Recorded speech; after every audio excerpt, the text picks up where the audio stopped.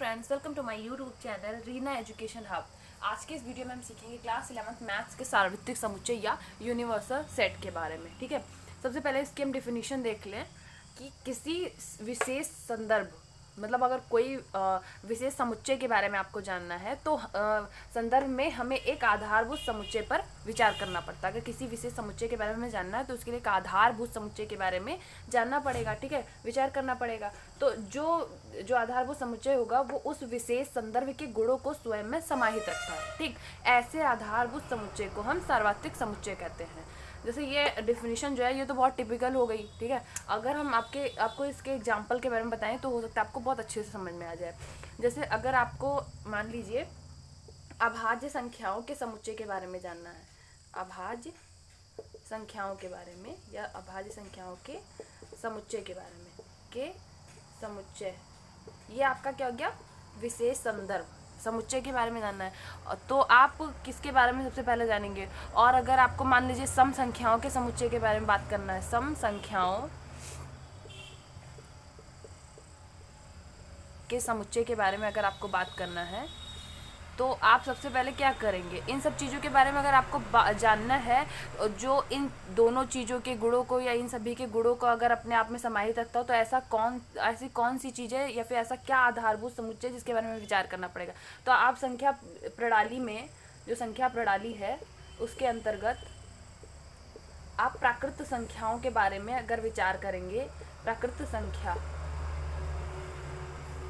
जो प्राकृतिक संख्याओं का समुच्चय है उसके बारे में अगर विचार करें तो आपके लिए अभाज्य संख्याओं के समुच्चय और सम संख्याओं के समुच्चय इनको जानना बहुत आसान हो जाता है। तो जो विशेष हमारा संदर्भ है वो अभाज्य संख्याओं के समुच्चय हो गया और इसके बारे में इसके जो गुणों को समाहित रखता है ऐसा आधारभूत जो समुच्चय होगा वो होगा प्राकृतिक संख्याओं का समुच्चय जो इसके गुणों को खुद में समाहित रखता है। अगर आप प्राकृतिक संख्याओं जैसे कि 1 2 3 4 5 6 7 ऐसे डॉट डॉट डॉट यहाँ इसे आप जानते हैं तो अभाज्य संख्याएं इसमें आपको तुरंत मिल जाएंगे। ठीक है, जैसे 2 हो गया और 2 हो गया, 3 हो गया, 5 हो गया, 7 हो गया, 7 हो गया, उसके बाद में 11 हो गया, 13 हो गया, ऐसे ऐसे आपको अभाज्य संख्याएं मिल गई। ये आपको प्राकृतिक संख्याओं से मिली।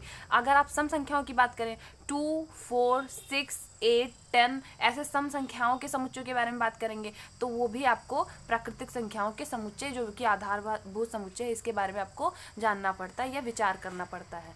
तो जो ये हमारे ये हो गए ये समुच्चय ये हमारे विशेष संदर्भ है और जो ये है ये आधारभूत समुच्चय है।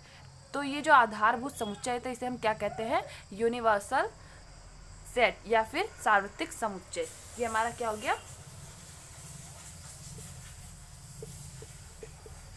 सार्वत्रिक समुच्चय या फिर यूनिवर्सल। इसके नाम से आपको लग रहा होगा यूनिवर्सल का मतलब क्या होता है, जो हर जगह मतलब हर चीज को अपने अंदर रखता हो तो ऐसी चीज को हम क्या कहते हैं, सार्वत्रिक चीज होती है, यूनिवर्सल सेट होता है। ठीक, तो ये इसके बारे में सभी के गुणों को खुद में समाहित रखता है तो ऐसे सेट को हम सार्वत्रिक समुच्चय कहते हैं। इसे दर्शाते किससे हैं ये आप जान लीजिए, इसे U से प्रदर्शित करते हैं।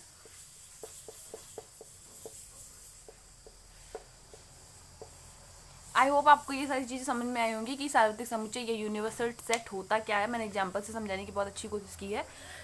अगर आपको ये वीडियो अच्छी लगी है तो प्लीज़ शेयर कीजिए, लाइक कीजिए, कमेंट में बताइए कि आपको कैसी लगी। अगर नहीं समझ में आया तो मैं फिर दोबारा कोशिश करूँगी। एंड अगर आपने हमारा चैनल सब्सक्राइब नहीं किया तो प्लीज़ सब्सक्राइब कीजिए। Thank you so much.